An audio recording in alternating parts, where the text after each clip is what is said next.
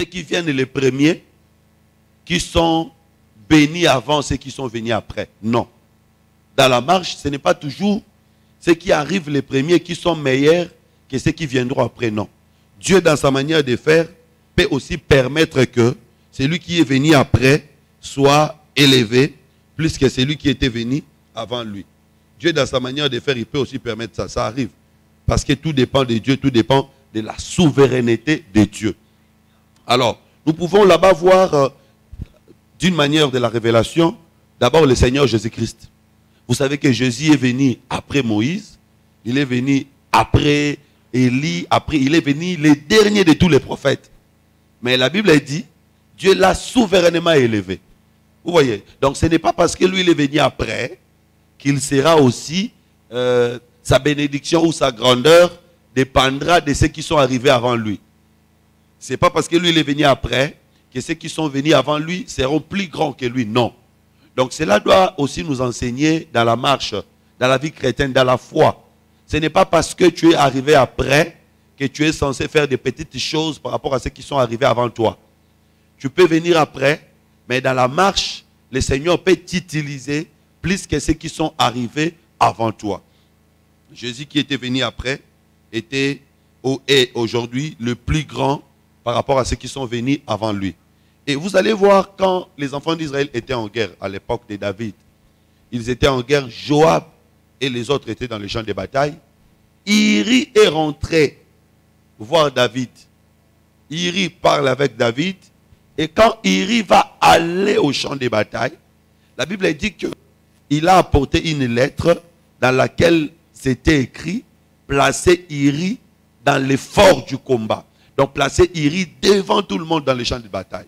Vous voyez, Iri qui arrive après, mais on les place devant, avant, on les place à la tête du groupe. Donc il est arrivé après, mais on les place à la tête du groupe parce qu'il tenait avec lui. Il avait entre ses mains la lettre qui parlait de lui. Donc ici, Iri était l'image de Christ qui devait aller là où les combats étaient plus forts, plus durs. Ça c'est très important. Il y a un endroit où les combats étaient légers, mais il y a un endroit où les combats étaient forts. Alors, où les combats étaient forts, on devait placer Iri. C'est comme ça nous disons, les combats étaient forts au niveau de la mort. C'est comme ça, lui, le véritable Iri, il devait y aller afin de donner la victoire à toute la communauté d'Israël. Cela nous enseigne, cela nous apprend que celui qui vient après peut aussi devenir la tête. C'est comme ça, vous allez voir que l'Église aussi, nous sommes venus après. Israël était venu avant, mais nous avons bénéficié de l'héritage que le peuple d'Israël n'a pas. Donc, pour ce qui concerne l'introduction, nous pouvons comprendre que lui qui vient après, il bénéficie des pouvoirs plus que ce qui était arrivé avant lui. Deuxième chose, le chiffre 4. Il est le quatrième né. Or, nous savons que le chiffre 4 est un chiffre très symbolique dans la Bible, parce que la Bible dit, Dieu punit ou Dieu maudit jusqu'à la 4e génération. Donc, le chiffre 4, c'est l'arrêt de la malédiction. Donc, le chiffre 4, c'est celui qui est capable de contenir à lui la malédiction, afin que ceux qui vont venir après aient la capacité de vivre la paix, la joie. Voilà pourquoi vous allez voir que Goliath avait insulté pendant 40 jours. Il ne pouvait pas dépasser. Ne vous en faites pas, 40 c'est aussi 4. C'est comme ça. Qui va faire tomber Goliath? C'est David. David est venu en 40e position. Il est venu à la 4e position dans les champs de bataille. Donc il y avait 3 frères de David qui étaient dans les champs de bataille. David est venu comme le 4e. Puisqu'il était le chiffre 4, il avait vraiment cette capacité de mettre fin aux insultes de Goliath. Donc, Judas comme le 4e, c'est lui qui a la force, c'est lui qui a la capacité de mettre fin aux insultes de l'ennemi. Et donc nous disons que le véritable David, c'est le Seigneur Jésus-Christ. Lui aussi était venu comme 4e. Jésus était venu comme 4e. Comment est-ce qu'on peut présenter Jésus comme 4e? C'est simple. Jésus est venu après que Dieu ait donné les prophètes, les sacrificateurs et les rois en Israël. Parce que c'est ces trios qui dirigeaient le peuple d'Israël. Dieu a donné d'abord un prophète en Israël. Ensuite, il a donné les sacrificateurs aux Israélites. Le premier prophète, vous savez, c'est Moïse.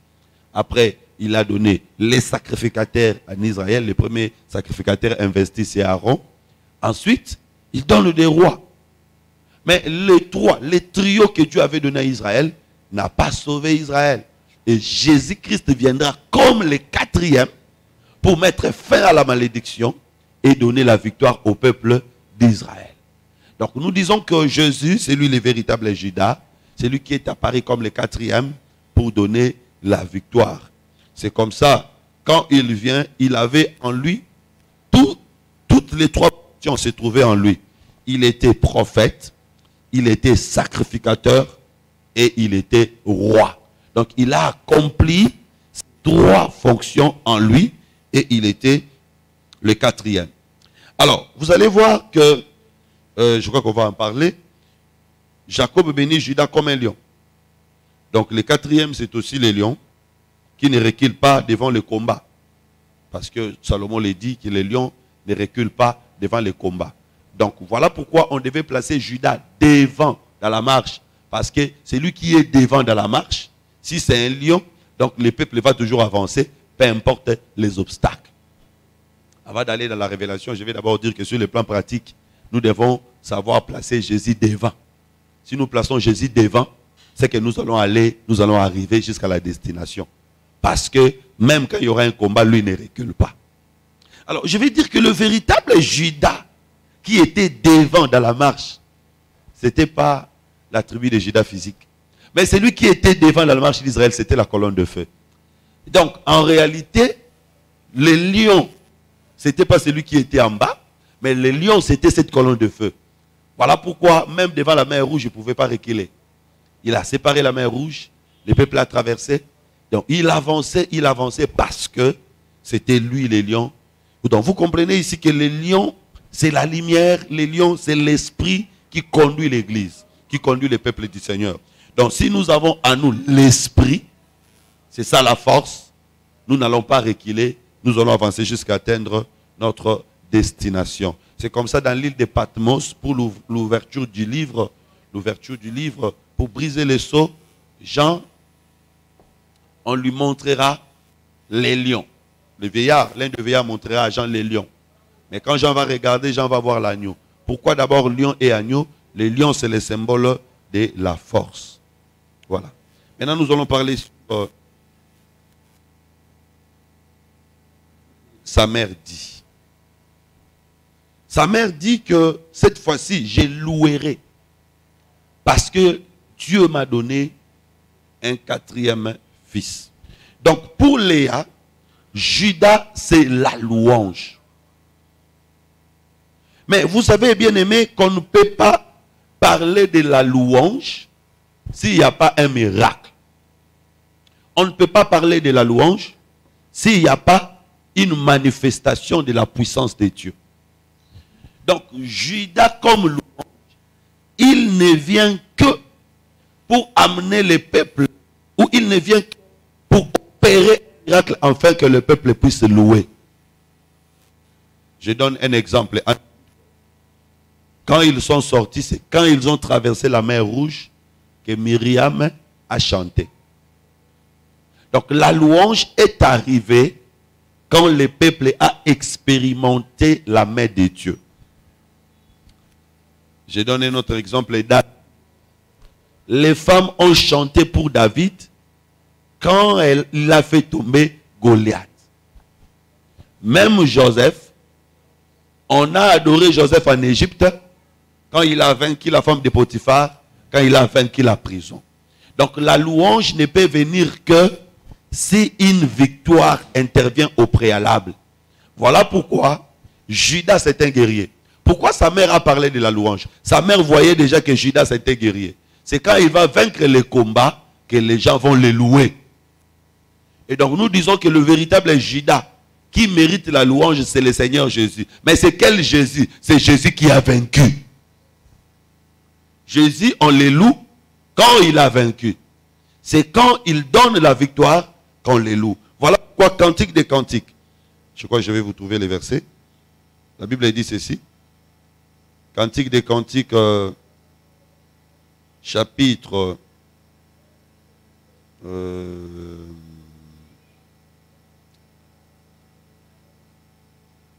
Cantique des Cantiques, chapitre 3, verset 11, disons ça.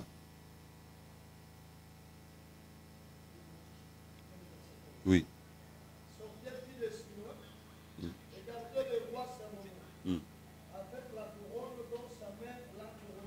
Regardez le roi Salomon avec la couronne dont sa mère l'a couronné. Continue. Les jours de ses fiançailles. Les jours de la joie de son cœur. La Bible dit, ici, la Bible fait appel aux filles de Jérusalem pour venir regarder Salomon avec la couronne dont sa mère lui a donné les jours de ses fiançailles. Qui est Salomon? Salomon représente Jésus-Christ. C'est quoi la couronne? La couronne, c'est la gloire. Mais qui donne à Jésus la couronne? C'est sa mère. Qui est la mère de Jésus aujourd'hui? C'est l'Église. Parce que Jésus lui-même avait dit, qui est ma mère? Qui est mon frère? C'est celui qui attend la parole et qui fait la volonté de celui qui m'a envoyé. Donc Jésus, comme le véritable Salomon, aura la gloire que si sa mère lui donne. Mais la mère lui donne quand?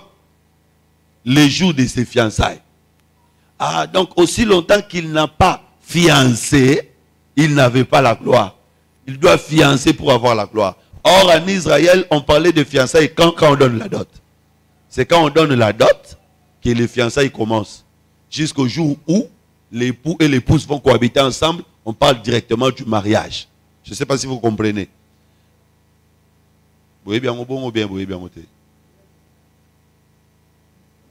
Exemple typique, l'exemple de Marie et Joseph. Joseph était fiancé à Marie, mais dans d'autres endroits, on appelle Joseph époux de Marie. C'est-à-dire, quand on donne la dot, mais le mariage n'est pas encore consommé, cette période-là, c'est la période des fiançailles en Israël.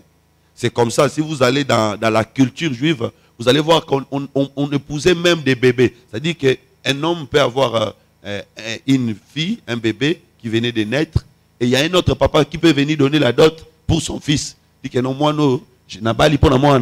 C'est-à-dire que quand la fille va grandir, elle sera épouse de telle personne. Vous voyez? Donc, c'est-à-dire que cette fille-là est déjà fiancée. Ah, ben ça, c'est important. Parce que nous aussi, le Seigneur nous a fiancés alors que nous étions encore des bébés. Parce que quand Jésus a versé le sang sur la croix de Golgotha pour l'église, l'église n'avait aucune maturité. Mais il a versé le sang. Regardez l'église de Jérusalem, la première église. C'était une église sans maturité. Parce que dans cette église, on ne mangeait pas les étouffés. Dans cette église, les incirconcis ne pouvaient pas entrer. C'est-à-dire que c'était une église où les gens étaient encore attachés à la loi de Moïse. Mais pour cette église-là, Jésus avait versé le sang. Vous voyez? Donc en Israël, les fiançailles commencent quand on donne la dot. C'est comme ça que j'ai dit que c'est sur la croix de Golgotha que Jésus avait donné la dot. Donc la louange véritable sur le nom de Jésus commence à partir de la croix de Golgotha. C'est quand il donne la dot que nous, sa mère, nous devons lui faire une couronne. C'est-à-dire nous devons le louer, nous devons l'adorer. Bien aimé, le sujet de louange dans l'église, ce n'est pas d'abord parce que Dieu nous a donné l'argent, parce que Dieu... Non, le premier sujet de louange, c'est l'œuvre de la croix. C'est parce qu'il nous a rachetés. Parce qu'une bonne femme ne reconnaît pas son mari, n'est pas reconnaissante envers son mari, parce qu'il lui a acheté une voiture. Non, pas d'abord ça, mais parce qu'il lui a épousé. Le fait que l'homme t'a choisi parmi plusieurs femmes, c'est déjà un sujet de louange. C'est comme ça, nous disons que le véritable homme nous a choisis. Donc le fait seulement qu'il nous a choisis, c'est un sujet de louange. Donc c'est nous qui devons faire pour lui la couronne. C'est comme ça, les 24 veillards devant le trône jettent la couronne. Ces 24 veillards représentent également l'image du peuple loup. Si vous lisez bien, quand est-ce qu'ils ont jeté la couronne? Quand il a ouvert les livres. Vous voyez? Donc quand il ouvre les livres, il est digne de recevoir la gloire. On fait pour lui la couronne. Mais le même verset, nous pouvons en parler d'une autre manière aussi. Si nous voulons parler aussi de la mère de Salomon, la mère de Jésus, comme étant Israël. Parce que la mère de Jésus, c'est aussi Israël. Nous sommes la mère de Jésus sur le plan spirituel, mais physiquement, Jésus était fils d'Israël. La mère de Jésus, c'est le fils d'Israël. C'est comme ça, vous voyez, quand Jésus était en train de prêcher, la Bible dit qu'il y a une femme qui a crié. Errez les seins qui t'ont porté, les ventres qui t'ont porté, errez les seins qui t'ont allaité. Jésus dit non, errez plutôt celui qui écoute et qui met en pratique. C'est deux peuples. Les saints qui avaient porté Jésus, c'est Israël. Jésus dit non, Israël n'est pas heureux. Ceux qui sont heureux, c'est ceux qui écoutent et qui mettent en pratique. Parce que Israël, c'est la mère qui avait porté l'enfant, qui a allaité l'enfant, mais qui n'a pas crié au message de l'enfant. Mais nous, Église, nous n'avons pas porté l'enfant, nous n'avons pas allaité l'enfant, mais nous croyons à lui. C'est comme Moïse. C'est Jochebed qui l'a porté, qui l'a allaité, mais Moïse sera appelé fils de la fille de Pharaon. Vous voyez, donc Jésus qui est sorti d'Israël, aujourd'hui il est fils chez nous les nations. Maintenant je dis que Israël également est la mère de Jésus. Mais le jour de ses fiançailles, c'est le jour où le Seigneur a donné la dot sur la croix de Golgotha. Quelle est la couronne que sa mère lui avait faite? C'était une couronne des épines. Donc le jour de la joie de leur fils, ils lui ont maltraité, ils lui ont tué. Et aujourd'hui, on appelle les filles de Jérusalem venir regarder cette couronne. Aujourd'hui, filles de Jérusalem, c'est nous. Nous ne devons pas perdre nos regards. Nous devons toujours nous souvenir de cette couronne-là. Comment il a souffert pour nous épouser. Donc ici, nous disons que la louange ne vient que quand le Seigneur donne la victoire. C'est quand il va vaincre qu'on va chanter pour lui, qu'on va l'adorer. Mais celui qui combat pour le peuple, c'est aussi les rois du peuple. Parce qu'en Israël, le combat, ce n'était pas pour les autres soldats, c'était les rois qui combattaient pour son peuple. Voilà pourquoi les jours où Saoul n'a pas pu combattre pour Israël, c'est ces jours-là que Saoul avait laissé la royauté à David. C'est comme ça, vous allez voir qu'il a même donné les vêtements de la royauté à David pour que David aille combattre. Parce que c'est celui qui combat pour le peuple qui est le roi du peuple. Et donc nous disons que le Seigneur Jésus, qui a combattu sur la croix de Golgotha, devait aussi être le roi, les lions. Quand il quitte Israël, c'est l'accomplissement du chapitre 3, verset 5. Lisons ça. Osée chapitre 3, verset 5.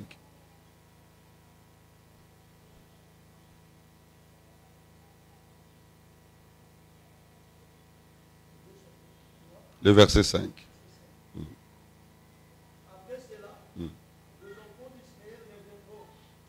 Commence au verset 3.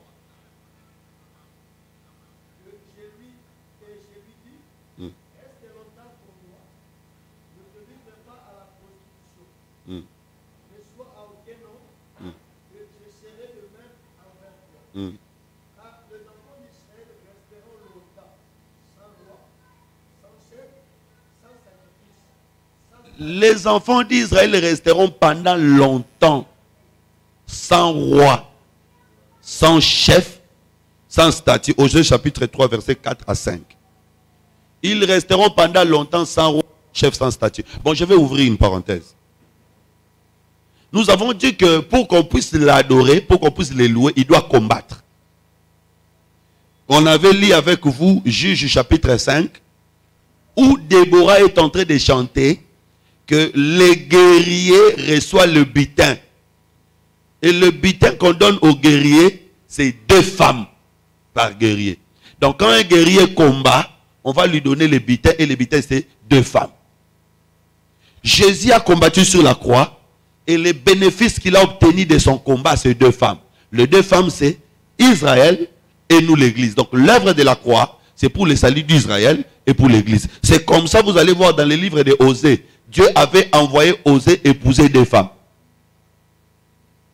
Sans interprétation, les gens vont faire n'importe quoi. Parce que ici, c'est vraiment Dieu lui-même qui a envoyé Osée épouser 2 femmes. Et quelle sorte de femmes? Il a d'abord envoyé Osée une prostituée. Après, il envoie Osée épouser une femme adultère. Une femme qui appartient à un autre. Ah, si un prophète récupère ça aujourd'hui, il peut dire, mais voilà, pourquoi vous me condamnez? Dieu lui-même avait envoyé Osée épouser une prostituée. Vous me voyez avec des prostituées, vous me condamnez. Quand il prend la femme d'une autre personne, il dit, mais Dieu lui-même... Non, ici, il y a à boire et à manger, il y a du miel. Parce que prostituée, c'est la femme qui n'appartient à personne. Oui, mais qui a des hommes par-ci par-là. Mais la femme adultère, c'est une femme qui appartenait à un homme. C'est l'image de l'Église et Israël. Parce que nous, Église, nous n'appartenions à personne. Mais le Seigneur nous a aimés. À part que nous n'appartenions à personne, nous avions beaucoup de partenaires. C'est que nous avions beaucoup de dieux. Nous étions un peuple polythéiste. Dieu nous a aimés dans cet état. Israël appartenait à Dieu, mais il appartenait à Yahweh, mais il est allé derrière d'autres dieux. C'était la femme adultère. Donc, le même prophète, parce qu'un prophète représente Dieu, il va prendre prostituée et femme adultère. Donc, c'est le butin de la guerre qu'il a combattu sur la croix de Golgotha, pour que nous soyons délivrés. Alors maintenant, il est le chef qui a combattu. Mais la Bible dit que Israël restera pendant longtemps sans chef. C'est-à-dire, Juda, le roi, quittera Israël. Si Juda, le roi, quitte Israël, c'est-à-dire, la louange aussi va quitter. Parce que c'est lui qui amène la louange, c'est Juda. Bien aimé, je vais dire que si nous avons Dieu au milieu de nous, nous devons louer. C'est-à-dire que la présence de Dieu fera que nous puissions louer. C'est Dieu qui nous donne les occasions de louange. Donc, tous les jours, nous devons lui demander, parce que c'est automatique. S'il est là, il doit faire des choses qui vont nous pousser à les louer. S'il est là, il doit nous donner la victoire dans nos combats. Aucun sorcier ne peut nous vaincre, aucune maladie ne peut nous vaincre, aucune puissance de ces mondes ne peut nous dominer s'il est là. Parce que sa présence va occasionner de multiples louanges. Mais s'il s'en va, au lieu de louer, nous allons pleurer. L'absence de Christ donne le deuil au lieu de donner la joie. Je suis dans la Bible. Quand Jésus a quitté la maison de Marthe et Marie, c'était le deuil qui est entré. Et il va revenir le 40e jour. Il va revenir le 4e jour pour montrer qu'il est le véritable Judas. Quand lui, il vient, le deuil se transforme en chant de gloire, en chant d'allégresse. Donc, Jésus-Christ, au milieu de nous, nous devons chanter. Il fait des choses qui nous poussent à chanter. Mais s'il nous quitte, nous allons pleurer. C'est ce qui se passe en Israël. Osée prophétise déjà. Il dit qu'ils resteront pendant longtemps sans roi, sans chef, sans sacrifice. C'est-à-dire, Judas qui est le roi, il va quitter. Mais quand il quitte, il va aller où? Il va aller quelque part. C'est comme le soleil. Quand vous voyez le soleil disparaître ici, c'est qu'il est quelque part. Il est en train d'éclairer quelque part. Judas aussi, le Seigneur Jésus-Christ, quand vous le voyez quitter elle, c'est qu'il est quelque part. Comment? Voilà. Alors maintenant, ça va nous pousser à parler de l'histoire de Judas et Tamar. Quand est-ce que Judas a quitté ses frères pour aller former un foyer? Judas a quitté ses frères pour aller former un foyer quand Joseph est vendu. Directement, nous comprenons que Joseph et Judas représentent une même personne. Parce que ce sont les deux rois de la maison, de la famille. Donc, quand Joseph est vendu, c'est-à-dire vous avez vendu Joseph, donc vous chassez Judas. Le véritable Joseph, c'est le Seigneur Jésus. Donc, quand vous vendez Jésus, vous savez chasser la royauté. Là où il va aller, il va former un foyer et il aura 5 enfants. Je crois que vous savez. Il avait d'abord eu 3, et puis les 2, les jumeaux. Donc, ça fait 5. C'est comme ça que nous disons que le Seigneur Jésus, qui a quitté Israël, il est venu chez nous, il va avoir 5 enfants, l'image de 5 ministères. Mais pourquoi il a quitté ses frères? C'est parce que Joseph a été vendu. Nous disons que Joseph, c'est la parole. Quand ils ont rejeté la parole, le Seigneur va les quitter, il va venir chez nous. Ça, c'est très important. Donc, Tamar, c'est l'image d'un peuple qui doit être sauvé. Mais ici, je vais parler de Tamar comme étant l'image de l'humanité. Écoutez ce qui se passe. Judas aura 3 fils. Et Judas va prendre une femme pour son fils aîné. Et le fils aîné était un méchant. Dieu le tue. Sans laisser d'enfant. Alors, Judas va donner la femme au deuxième fils. Mais le deuxième fils n'a pas voulu donner la semence à la femme, a jeté la semence par terre. Dieu le tue. Et maintenant, le troisième fils qui devait prendre la femme, Judas hésite parce que le troisième fils était un enfant. Qu'est-ce que cela veut dire? Je vais d'abord dire que le fils aîné qui était méchant, que Dieu avait tué, c'est aussi Adam. Dieu a tué Adam parce qu'Adam était méchant. La méchanceté, c'est la transgression de la loi. Tout celui qui transgresse la parole, c'est un méchant, même si c'est un homme gentil. Mais s'il vit à la contre de la parole, c'est un méchant. Le méchant de la Bible, ce n'est pas celui qui froisse sa figure, non. Le méchant de la Bible, c'est celui qui transgresse la parole. Tu peux être bon dans les quartiers, tout le monde te connaît, tu fais du bien, tu donnes des choses, mais si tu prends des petites filles, tu es méchant, selon la Bible. Alors donc, Adam qui avait commis le péché, c'était un méchant, Dieu l'avait tué. Et le deuxième fils à qui on a donné la responsabilité du peuple, parce que Adam, c'est à lui qu'on avait donné la responsabilité du peuple. Ici, Tamar représente le peuple. Le deuxième fils à qui on a donné la responsabilité du peuple, mais qui n'a pas voulu donner la semence au peuple, c'est Moïse. Parce que Moïse avait dit à Israël, vous n'allez pas manger le sang, vous allez jeter le sang par terre. Or, la vie se trouve dans le sang. C'est-à-dire, la vraie semence, c'est le sang. Donc, quand on jette le sang par terre, on jette la semence par terre. C'est comme ça que Dieu l'a tué. Maintenant, le troisième fils qui était enfant, à qui on ne pouvait pas donner la femme parce qu'il était un enfant, c'est le Seigneur Jésus-Christ. Comment il était enfant? Vous savez que l'apôtre Paul dit que celui qui est encore charnel est un enfant. Donc Jésus dans la chair, on ne pouvait pas lui donner la femme parce qu'il était encore dans la chair. Voilà pourquoi le Père lui-même devait prendre la place pour que la femme soit sauvée. Et sur la croix de Golgotha, c'est le Père lui-même qui a travaillé pour que la femme soit sauvée. Et mais vous allez voir que Tamar va entrer les jours de la tondaison des brebis. C'est-à-dire les jours où on est en train de tondre les brebis, c'est en ce jour-là que Tamar aura la semence. Or, tondre une brebis, c'est enlever son habit. C'est aussi la mort de la brebis. C'est l'image de la mort de Christ qui donne à Tamar la semence. Maintenant, Tamar va rentrer dans la maison. En réalité, Tamar n'est pas allé chez Judas, mais Tamar est rentré chez Judas. Parce que Tamar était déjà dans cette maison. Elle était sortie et Tamar va rentrer encore. Mais vous allez voir que Tamar était restée sans salut aussi longtemps que la femme de Judas était encore en vie. C'est quand la femme de Judas va mourir que Judas va aller vers Tamar. Ici, maintenant, nous pouvons présenter Tamar comme l'église. Nous étions dehors parce que la femme de Judas était encore en vie. La femme de Judas comme Israël. C'est quand la femme de Judas meurt que nous allons avoir accès au royaume. Or, où est-ce que la femme de Judas était morte? Israël est mort sur la croix de Golgotha. C'est-à-dire, l'œuvre de la croix a amené la mort en Israël. Il ne s'agit pas d'une mort physique, mais il s'agit de la mort spirituelle. C'est-à-dire, Dieu a mis Israël de côté pour que nous puissions entrer. C'est la même chose avec Rebecca. Vous savez que Rebecca ne pouvait pas entrer dans la maison d'Abraham aussi longtemps que Sarah n'était pas encore morte. Sarah représente Israël dans la chair. Nous, Église, nous ne pouvions pas entrer aussi longtemps qu'Israël. Vous savez qu'aujourd'hui, Israël est mort. C'est comme ça la Bible dit, vaut mieux un chien vivant qu'un lion mort. Donc, le chien ne peut pas avoir la valeur aussi longtemps que les lions encore vivants. Donc, c'est la mort du lion qui valorise les chiens. Oui, les chiens vivants. C'est la mort du lion qui valorise les chiens. Donc, nous étions des chiens. Parce que nous étions impurs. Donc, aussi longtemps que Israël, qui est le lion, était là, nous n'avions pas de valeur. Mais maintenant qu'Israël est mort, donc nous sommes devenus un peuple de la valeur dont nous avons eu accès.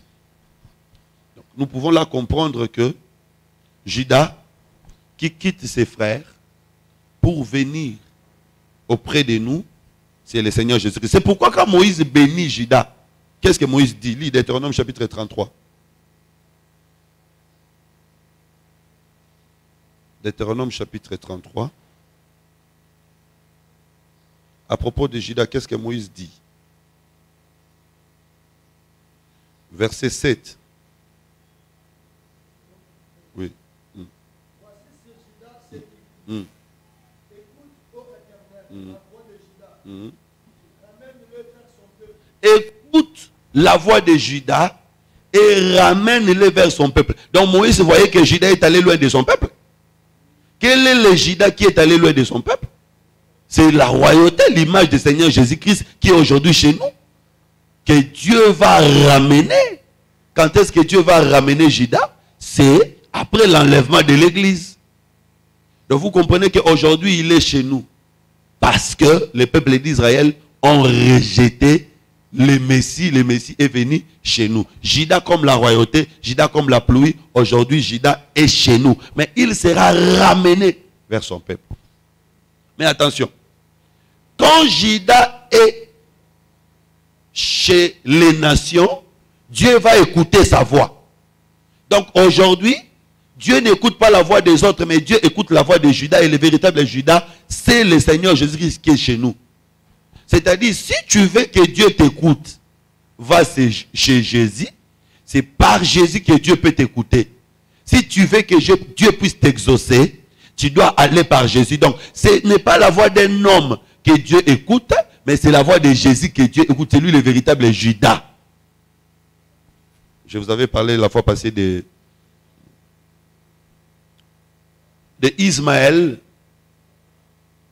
que Dieu devait écouter au lieu d'écouter Agar. Agar avait pleuré pour l'eau, Dieu n'a pas donné, mais quand Ismaël a pleuré, Dieu a écouté, parce que Ismaël c'était le fils. Mais attention, quand est-ce que Dieu va écouter la voix du fils? C'est quand on va jeter le fils. Aussi longtemps que la femme portait le fils entre ses mains, Dieu n'avait pas écouté la voix du fils. C'est quand la femme va jeter le fils, et que le fils va crier, que Dieu va écouter le fils. Bon, jeter, vous comprenez, la femme avait déposé le fils, et la femme s'est éloignée. Ici, j'ai dit que le fils du Seigneur Jésus-Christ, où est-ce qu'il a été abandonné? C'est sur la croix de Golgotha. C'est Jésus abandonné là. C'est ce Jésus-là que Dieu écoute et exauce. Aujourd'hui, nous avons Jésus qui est abandonné par les Israélites. C'est lui-là que Dieu écoute, c'est lui-là que Dieu exauce. Donc sa voix nous permet d'avoir des réponses. Il est chez nous. C'est par lui que nous avons des réponses. Après, Dieu va les ramener.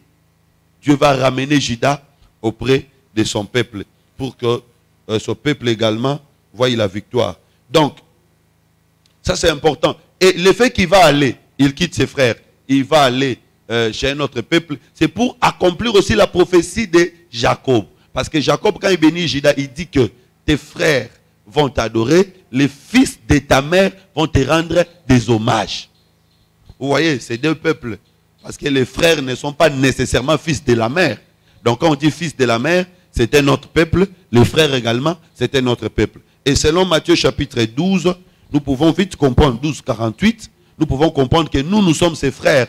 Parce que ces frères, c'est ceux qui entendent, ceux qui écoutent la parole et qui pratiquent. Ils sont frères de Jésus. Mais fils de sa mère, c'est ceux qui ont le même sang biologique avec Jésus. C'est le peuple d'Israël. Donc, il doit être adoré par les Israélites, mais il doit aussi quitter Israël, venir chez nous pour que nous aussi nous puissions l'adorer. Parce que lui doit être adoré par deux peuples. Ça c'est très important. C'est très important. Et si vous allez dans Galates chapitre 4, la Bible dit qu'il est né selon la chair.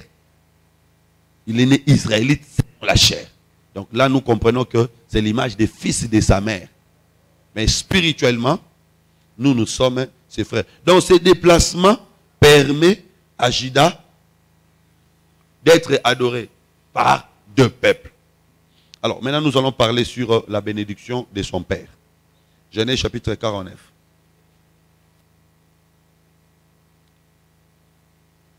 Genèse chapitre 49.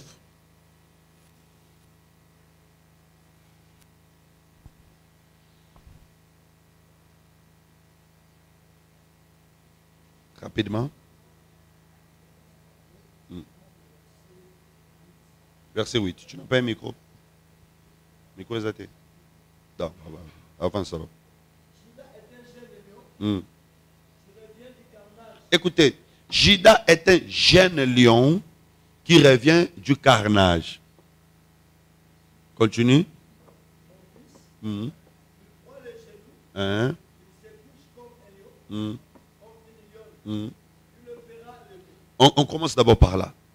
Judas est un jeune lion qui revient du carnage. Quand il revient du carnage, il proie les genoux, il se couche, qui le fera lever. Donc nous comprenons que c'est un lion, mais un lion fatigué. Pourquoi il est fatigué? Pourquoi il est assis? Parce qu'il revient du carnage. Alors ici, nous voyons le Seigneur Jésus après la croix. Parce que c'est sur la croix, parce que le carnage c'est aussi un combat. C'est sur la croix qu'il a combattu. Et après maintenant la croix, il se repose. Donc aujourd'hui, Jésus est un lion qui a ployé ses genoux. Voilà pourquoi il observe certains dérapages. Mais il ne frappe pas. Il y a aussi des homosexuels, même dans des églises. Et Dieu observe sans frapper. Il y a des empoisonnements, même dans des églises. Dieu observe sans frapper. C'est un temps où il a des genoux pliés, il est assis. Pourquoi? Parce qu'il a dans sa bouche la proie qu'il a pris dans son carnage. Et nous disons que la proie ici, c'est le sacrifice de la croix de Golgotha. Donc c'est par l'œuvre de la croix qu'aujourd'hui, le Seigneur est dans cette position de calme. C'est-à-dire le temps de la grâce. Mais il se lèvera un jour.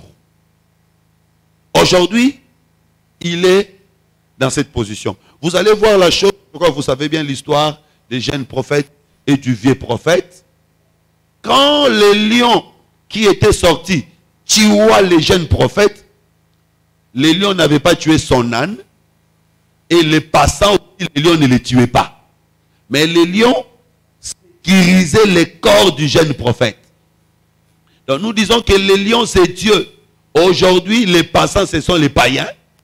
Ils ne s'occupent plus des païens. Et l'âne, c'est nous, Église. Dieu ne nous tue pas parce que son attention est sur les sacrifices, les corps.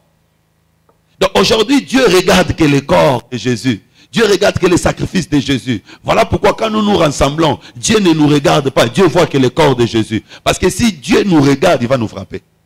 Parce que chacun de nous a une faute. Chacun de nous a un péché. Mais si Dieu ne nous frappe pas, c'est parce qu'il regarde la sainteté de celui qui était mort sur la croix pour nous. C'est la même chose avec Jacob devant Isaac. Si Isaac avait béni Jacob, ce n'est pas parce que Jacob parlait, mais c'est parce que Jacob avait amené une nourriture et que Jacob avait porté la peau de l'animal qu'on a préparé. Donc aujourd'hui, c'est le corps qui fait que le Seigneur ne frappe pas. Donc Judas qui revient du carnage, c'est l'image de Christ après la croix.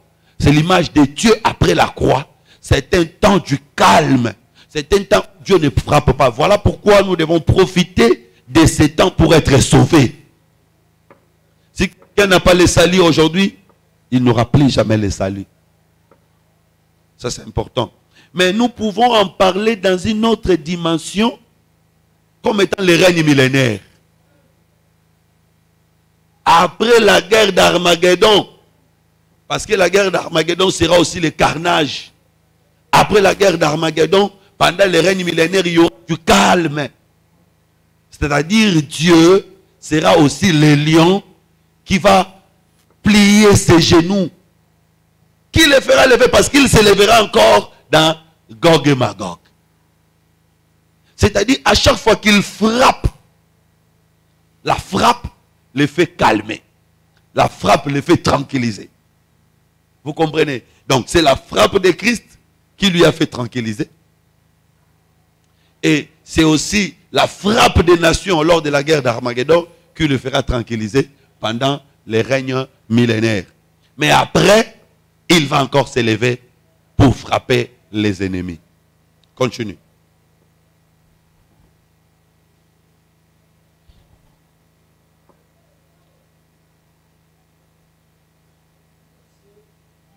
Le sceptre ne s'éloignera point de Judas. Nul les bâtons souverains entre ses yeux. Jusqu'à ce vienne le Chinois. les sceptres ne s'éloignera pas de Juda, ni les bâtons souverains, continue, d'entre ses pieds, jusqu'à ce que vienne le Shiloh. Qu'est-ce que ça veut dire? Est-ce que quelqu'un a français courant? Français courant, ça c'est Darby. Lui, second. Si quelqu'un a français courant, lisez d'abord dans français courant, puis je vais expliquer. Quand on dit que le sceptre ne s'éloignera pas de lui jusqu'à ce que le Shiloh vienne.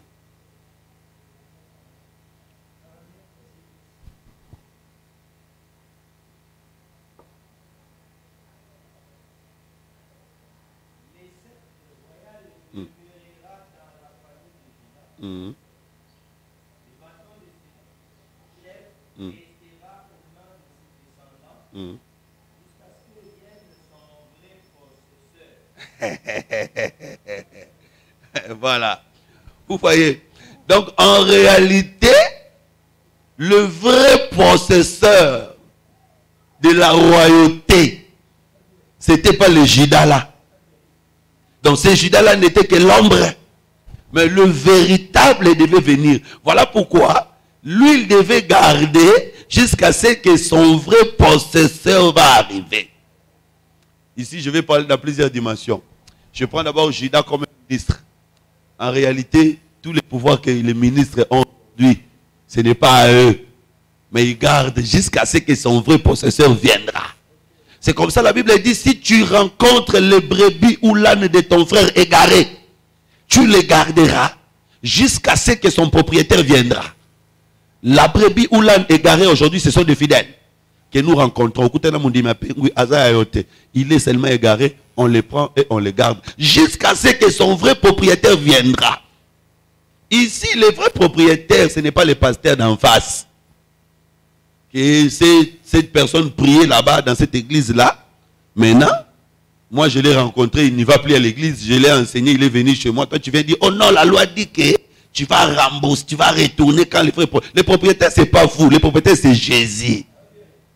Donc quand moi je rencontre une brebis en train de déambuler, je les garde pas pour te les retourner, non. Je garde jusqu'à ce que son vrai propriétaire viendra, qui est le Seigneur Jésus-Christ. Et de la même manière, la royauté était dans la famille de David jusqu'à ce que le vrai propriétaire allait venir. Le vrai propriétaire, c'est le Seigneur Jésus-Christ. C'est comme ça. Lui, second dit, jusqu'à ce que les Shiloh viennent. Voyez, et que tous les peuples l'obéissent. Donc ici, cela parle seulement d'un sacerdoce ou d'un pouvoir qui viendra du ciel. Parce qu'en réalité, même si on appelle Jésus fils de David, mais Jésus n'avait rien du sang de David en lui. Mais quand il vient, c'est lui qui va hériter les royaumes. Donc nous devons savoir que l'autorité, la puissance, Juda ne fait que garder, mais son frère propriétaire viendra. C'est comme ça que je peux aussi parler de Juda comme étant tous les rois de la terre. Même s'ils ont le pouvoir, même s'ils ont l'autorité, c'est provisoire. Parce que c'est lui qui régnera sur toute la terre, c'est le Seigneur Jésus-Christ. Quand il viendra, tout le monde va lui rendre les bâtons des commandements. Mais vous voyez ici, il y a un bâton pour Juda et aussi des bâtons pour les membres de sa famille. Ça, c'est très important. Donc, Dieu prend soin de donner le pouvoir à Juda et il donne aussi le pouvoir aux membres de sa famille. C'est-à-dire aujourd'hui, c'est comme je parlais du ministre de Dieu et de tous les membres qui est l'église. Dans l'église aujourd'hui, nous avons les pouvoirs. Les ministres doivent avoir les pouvoirs. Les peuples également doivent avoir les pouvoirs. Mais nous exerçons ce pouvoir parce que lui n'est pas là. Quand il viendra, nous allons tout remettre entre ses mains parce que nous n'aurons plus besoin d'exercer les pouvoirs parce que nous serons en sécurité. Ça, c'est très important. Continue.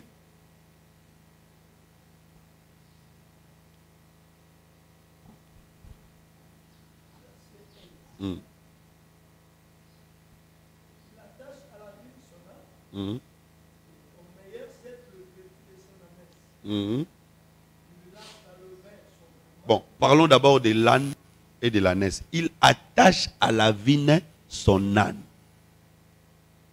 L'âne dans la Bible représente une personne. Mais généralement dans la Bible, l'âne représente une personne en difficulté. Voilà pourquoi quand la femme courbée, on va chercher ça. Quand Jésus va redresser la femme courbée, Jésus a parlé de l'âne. C'est Luc chapitre 13. Lisons ça. Luc chapitre 13, verset... Bon, je peux prendre directement le verset 15.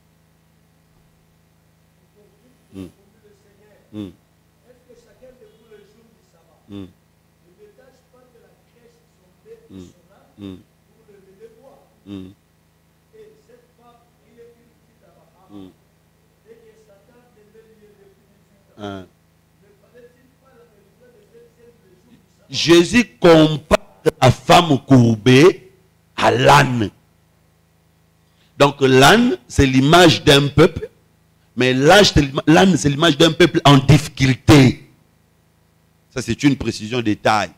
C'est comme ça, si vous allez même dans Genèse chapitre 16, verset 12, Dieu présente Ismaël aussi comme l'âne, comme un âne sauvage. Pourquoi Dieu présente Ismaël comme un âne sauvage? Parce qu'il était errant dans les déserts. Genèse chapitre 16, verset 12. Ismaël dans les déserts errant qui n'avait pas de terre, on les présente comme l'âne. Ah, voilà pourquoi, avant d'entrer à Jérusalem, il va demander qu'on détache l'âne. Donc l'âne, c'est le peuple de Dieu, mais qui est en difficulté. Maintenant, vous allez comprendre que, quand Dieu marchait avec Israël, c'est nous qui étions des ânes. Parce que nous n'avions pas de terre. Vous voyez, quand Dieu marche avec Israël, parce que âne, c'est celui qui n'a pas de terre, c'est celui qui est en difficulté, celui qui est en errance, selon ce que nous voyons dans Genèse 16. Ismaël et sa mère en difficulté, Dieu désigne l'enfant comme l'âne.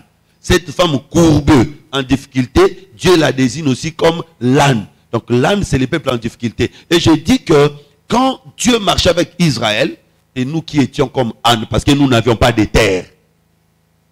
Et aujourd'hui que Dieu est avec nous, c'est Israël qui est devenu comme l'âne.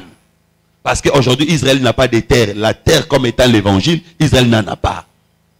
Donc, à chaque fois qu'un enfant de Dieu est en difficulté, il a spirituellement l'image de l'âne. Alors, ici, nous pouvons dire maintenant que, avant que Jésus-Christ entre dans sa royauté, je crois que c'est Matthieu chapitre 21, il va envoyer 2 disciples délivrer l'âne et l'ânesse. On dit que l'ânesse, que personne n'est jamais monté, l'ânesse qui n'a jamais porté de charge, et l'âne. Donc l'âne a déjà porté des charges, mais l'ânesse n'a pas porté. Dieu va envoyer 2 disciples délivrer. Ici, par rapport à la révélation, nous disons ceci. Les 2 disciples, c'est les Écritures et l'interprétation. Ce n'est pas un homme.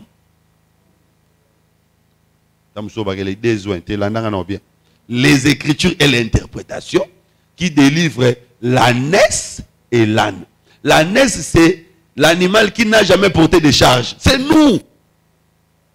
La charge comme étant la loi. Nous n'avons jamais porté la charge de la loi. C'est comme les ouvriers de la 11e heure. Ils n'ont pas porté la charge, mais ils ont été délivrés. Donc l'œuvre de l'enseignement va délivrer nous. L'œuvre de l'enseignement va aussi délivrer Israël. Parce que vous savez, les Pierre, les gens, tous les autres là, ils avaient porté la charge de la loi. Mais nous, les nations, nous n'avons pas porté la charge de la loi, mais nous sommes délivrés. Maintenant, si nous allons dans la prophétie, il y aura, le Seigneur va entrer dans sa gloire dans le règne millénaire. Mais avant d'entrer dans sa gloire dans le règne millénaire, ici, les 2 serviteurs représenteront maintenant les 2 oins qui vont délivrer. 144 000, c'est l'image de l'ânesse qui n'a jamais porté de charge, et le reste est d'Israël. Parce que les 144 000 ne subiront pas le poids de la guerre. La guerre d'Armageddon, il y aura beaucoup de morts, il y aura beaucoup de problèmes, et il y a un peuple qui ne verra pas ça. Les 144 000. Donc, vous comprenez que l'âne, c'est l'image du peuple. Maintenant, quand on dit que Judas attache son âne à la vigne, ça veut dire quoi? C'est quoi une vigne? Selon Juge chapitre 9, la Bible dit que les arbres sont allés chercher la vigne pour qu'elle puisse régner sur eux. Donc la vigne représente aussi la royauté. Et si vous allez dans Matthieu chapitre 21, quand Jésus parle sur la parabole des vignerons, à la fin, il a dit que le royaume vous sera ôté et sera donné à un autre peuple. Donc la vigne dont Jésus parlait là, c'était le royaume. Quand on dit qu'il attache son âne à la vigne, c'est-à-dire tout simplement que Jésus-Christ ou Judas, qui est l'image du Christ, nous attache au royaume. Donc si aujourd'hui nous sommes attachés au royaume, ce n'est pas par nos efforts, mais c'est lui qui nous attache au royaume. Et le fil ou la corde avec laquelle il nous attache au royaume, c'est l'alliance. C'est au moyen des alliances que nous sommes attachés à son royaume. Ok, tu peux continuer. Non. Genèse. Juge chapitre 9. Apologue de Jotam. Et au bandit, verset 1. Juge 9, 1, au bandit qui t'a tiré.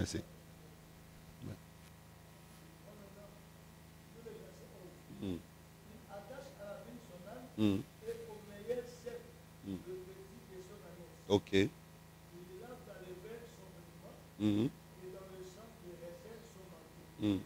Bon, il lave dans les vins son vêtement et dans les sangs des raisins son manteau. C'est quand même compliqué. Est-ce que quelqu'un peut laver les habits dans les vins?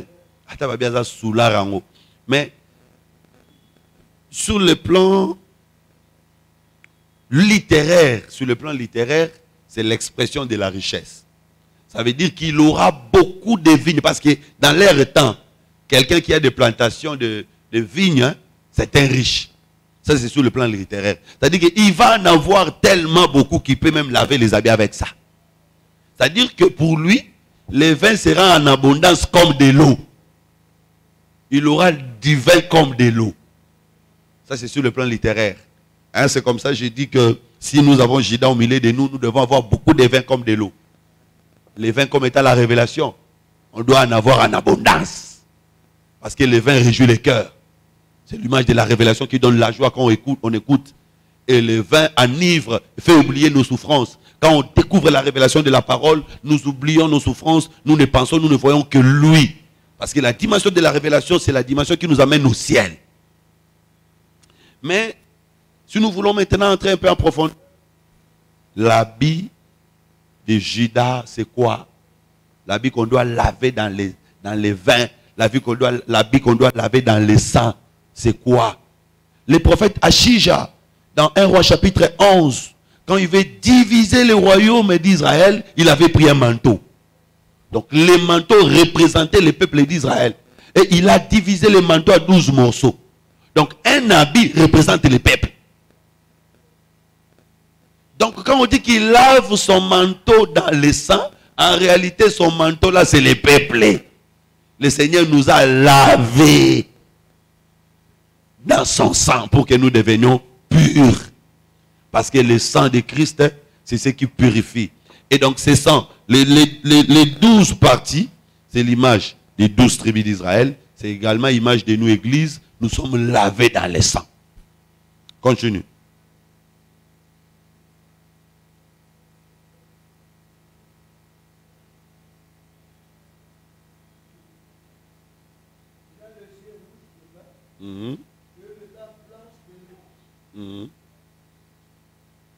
C'est fini. Il a les yeux rouges de vin et les dents blanches de lait. Quand on dit que quelqu'un a les yeux rouges, on peut voir ça dans deux sens. Premièrement, dans le sens de la douleur. avoir les yeux rouges, c'est aussi expression d'une souffrance. Il a souffert, voilà pourquoi il a les yeux rouges. Deuxièmement, c'est aussi l'expression de l'ivresse. Donc, quelqu'un qui est ivre du vin peut aussi avoir les yeux rouges. Et dans ce contexte ici, c'est l'abondance du vin qui fait que ses yeux deviennent rouges. Alors, j'ai dit que les yeux de Christ sont rouges aujourd'hui dans l'église. Les yeux rouges dans l'église, ce n'est pas rouge de la douleur, mais c'est rouge de l'ivresse. C'est-à-dire, le Seigneur est ivre. Entre guillemets, pardon. Parce que avant de monter sur la croix, il avait bu du vin. C'est comme ça, il est allé dormir nu sur la croix, comme Noé. Quand il prend du vin, il va rester nu. Mais l'ivresse dont je suis en train de parler, c'est-à-dire le Seigneur ne tient plus compte de nos erreurs. La Bible dit ceci: le souverain sacrificateur ne prendra pas du vin avant d'entrer en service, pour qu'il ne fasse pas d'erreur entre les choses saintes et les choses impures.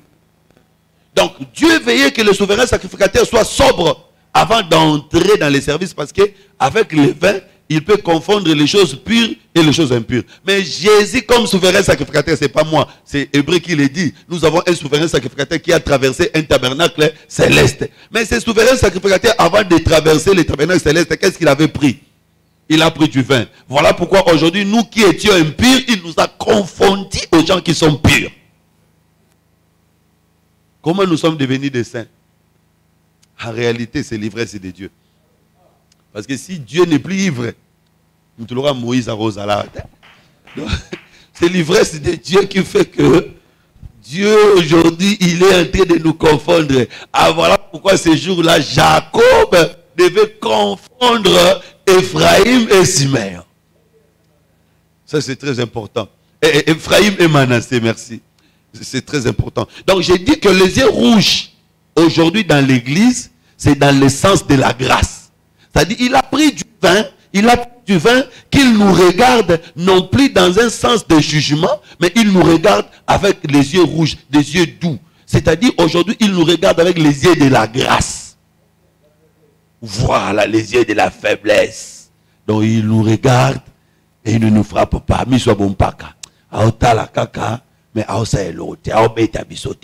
Parce qu'il a pris du vin. Alors, mais c'est aussi les yeux de la douleur. Ça maintenant, quand il reviendra lors de la guerre d'Armageddon, il aura les yeux rouges. Les yeux rouges lors de la guerre d'Armageddon, ça sera pour venger. C'est-à-dire, il va se souvenir de tous les mal que les nations ont fait à son peuple. Il viendra pour frapper. Donc les yeux rouges reprendra en ce moment-là le jugement. Alors s'agissant des dents qui sont blanches, vous savez déjà qu'une dent, c'est l'image de la force d'une personne. Donc les dents qui sont blanches, c'est l'image de la force d'une personne. Les dents, c'est l'image de la force d'une personne. Et Cantique des Cantiques dit, tes cheveux sont comme des troupeaux. Non, lisons ça. Non, tes dents, voilà. Tes dents sont comme des brebis tondues. Ça, c'est très important. J'aimerais qu'on lise ça rapidement. Il nous reste combien de minutes, Marlon? Combien de minutes? 4, verset 2. Tes dents sont comme un troupeau de brebis tondues. 5 minutes. Tes dents sont comme un troupeau de brebis tondues qui remontent de l'abreuvoir. Comprenez ici. Brebis égale les dents. Mais dents, c'est quelque chose qui est forte. Brebis, c'est quelque chose qui est faible. Vous voyez, c'est pour montrer seulement que l'église, nous qui sommes des brebis, nous sommes aussi des dents. Malgré que nous sommes fragiles, on peut nous frapper.